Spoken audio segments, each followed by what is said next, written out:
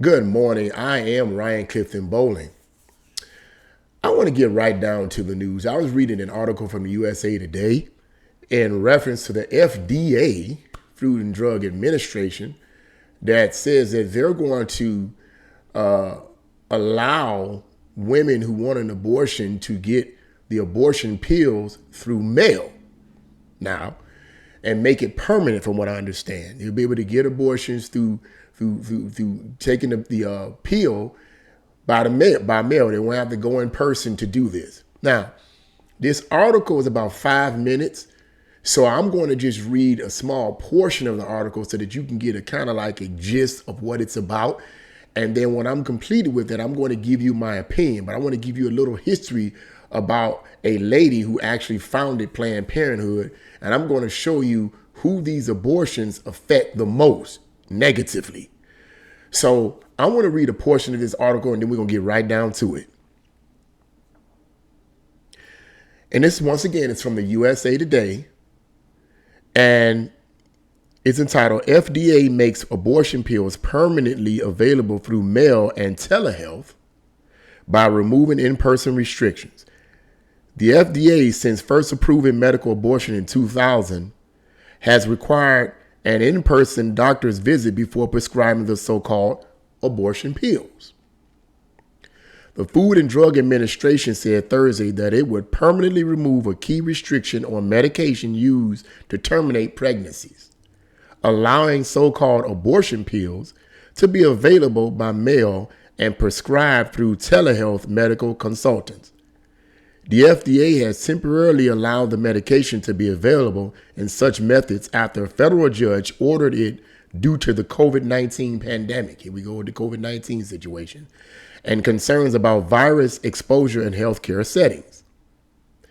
Now the agency says it will leave those new policies in place.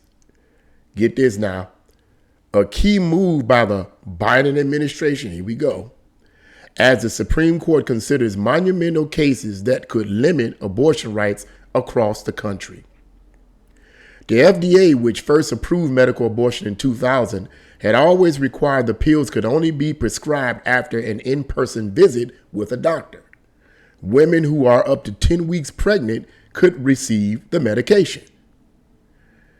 FDA officials said a scientific review supported widening access, including no longer limiting dispensing to a small number of specialty clinics and doctors' offices, but prescribers will still need to undergo certification and training. Additionally, the agency said dispensing pharmacies will have to be certified. And that's all I'm going to read right there because I want to get right down to it. You can read the rest of that article in the USA Today. But it goes on to explain all the details about it. But what I want to get into, I don't even want to get into the moral issues of abortion and so forth. What I want to deal with is the negative effects of abortion and the founder of abortion. Now, let me say something real quick, though, on the moral issue. Let me just take that back a little bit and say something real quick on the moral issue. When you remove the concept of right and wrong and you replace it with what is known as moral relativism, it makes it easier for people to make these kind of choices. I'm just going to tell you truth, flat out. When certain moral aspects was removed out of our school systems and removed out of the White House and so forth, and replaced with moral relativism, which is the idea that what is right and wrong is relative. It's based on your circumstances, based on your experiences and your circumstances, and that there's no definitive right, no definitive wrong. It makes it easier for such issues as abortion.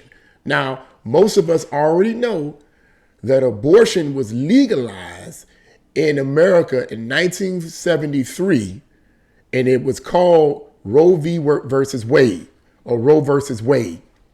And it happened in 1973, and that's when abortion was made legal in all the states. What's interesting about this is that prior to the legalization of abortion, most Americans, women and men alike, believed that it was wrong. Now, all of a sudden, it's okay. Now, why do you think is that?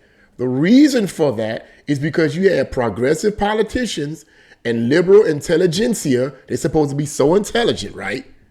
Convinced, as far as I'm concerned, convinced and brainwashed millions of American women and even men who are in support of this to believe that it's all about a woman's right to choose over her body. So what they were basically saying was that Republicans are all about trying to control the woman's body in any way they can by prohibiting her from getting an abortion. But I don't believe that was the issue. The issue was never about controlling a woman's body. The reason why it was not about controlling a woman's body is because even though the woman should have control over her body, we're not talking about a control over a woman's body, or rather Republicans are not talking about a control over a woman's body.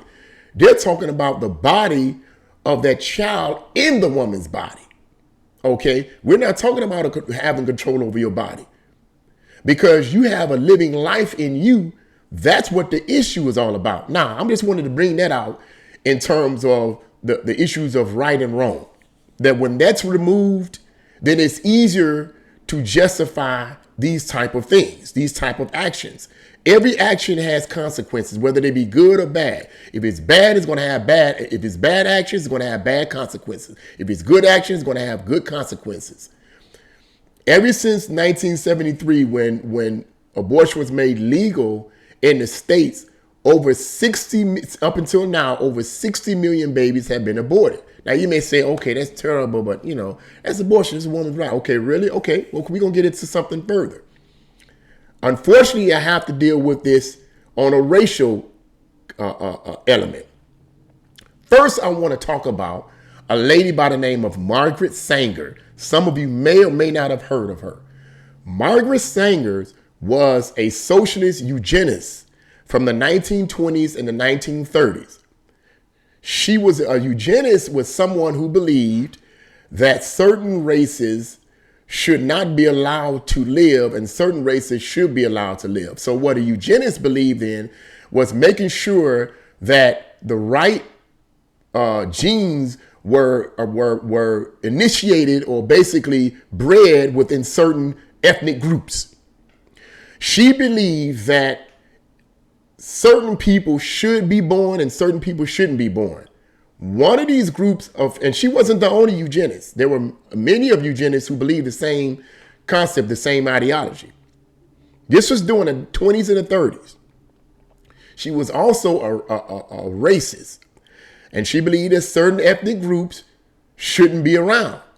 Now, you can guess what I'm about to say. One of those ethnic groups or races of people was blacks. She wrote a book in the 1930s called Pivot to Society or Pivot of Society. In that book, she stated that blacks are like, quote, weeds. And all of us know that weeds are not positive. And what she was saying is that certain groups of blacks are like weeds. They creep up on things and swallow up what is good. And that they shouldn't be born. But not only blacks, she didn't just believe that about blacks. She believed that about any race or any ethnic group or any type of person that basically was sickly or had brain damage or whatever. She believed that they shouldn't be allowed to be born. So she created the first Planned Parenthood. Margaret Sanger was the one that created Planned Parenthood. She placed a vast majority, at least 70% of these Planned Parenthood clinics in minority neighborhoods. Now I'm going somewhere. She placed most of these, at least 70% of these Planned Parenthood clinics in minority neighborhoods. Then she would go up, she would visit pastors in churches, black pastors in black churches, and convince the clergymen that supporting abortion was a good thing. The reason why she did that was because, like I said earlier, she believed that blacks were inferior and that they should be eradicated. She wanted to eradicate the black race because she believed they was inferior and they were like weeds, according to her book. They needed to be eradicated. So she created Planned Parenthood and placed most of these Planned Parenthoods in minority neighborhoods, blacks in particular. And guess what, people? She convinced these pastors, which is amazing to me because this shows a level of discernment with these pastors. How can a pastor, a man or woman of God, sit up and support this? And so, yeah, this is a good, it baffles me. It baffles me. That's one of the reasons why I get angry with some of these preachers. But that's a whole nother story and I digress. She convinced them that this was okay. So now she had the backing of the church. She had the backing of the Christians. But what she didn't tell these pastors was that the whole purpose of a Planned Parenthood and abortion was to eradicate or decrease the numbers of blacks, because she believed them to be inferior and nothing more than weeds that was causing the problems in society, that they shouldn't be born. Ever since 1973. Now, remember what I mentioned earlier, that ever since Roe v. versus Wade was legalized, abortion was legalized in 1973 with Roe v. versus Wade, over 60 million babies have been aborted. In the black community alone, over 14 million, and that number may be low because the last I checked, that was several years ago. 14 million babies alone in the black community have been aborted. Why? Because more abortion clinics are placed in the black community. So as a result, you have more abortions in the black community, partly because of black pastors and clergymen that support abortion based on Margaret Sanger's deceptive ruse, and in part supported by the progressive Democrats who want to keep the numbers of the voters from the black voter base. That's what I want to get at. Now, here's something else that you might find interesting. There was a statistical finding that stated that ever since Roe v. versus Wade was legalized and all these babies, aborted babies in the black community, over 14 million being aborted up until the present time, has decreased the black population by 25%. Now, the black population in America only makes up 13% of the over 300 million people here in America. There are over 300 million people. The blacks collectively make up only 13%. That's 40 to 42 million. Latinos make up 16%. Whites make up 60%, which is over 180 million. And yet having only a 13% number base in America, blacks collectively have the highest rate of abortion. Where since 1973, the rate of abortion in the black community have decreased, according to statistical findings, have decreased the black population by 25%. Could it explain why the black numbers are not rising? I don't know. In my opinion, I believe part of it is. One other statistical finding stated that out of every 10 babies that is born, or 5 or 10, something along that line, 1 to 2 to 3 babies are aborted. Maybe less than that. It might be 1 to 5. But I got to go back over the statistics, and that's my mistake. But a statistical finding stated that. So every baby that is born, every baby that is born, 10 are aborted. That's right. That's correction. Every baby that is born, 10 are aborted. So no wonder the numbers are so low. So that's what I want to get at. I don't want to get at the moral issues of it, because we can go all day about the moral issues. I think it's wrong morally, because 60 million babies, no. And this is all about numbers, getting the number base, getting the voting base. It has nothing to do with morality. They don't care about morality. Progressives don't care about morality. They believe in moral relativism, which means that there's no definitive right or wrong. So something like abortion means nothing to them.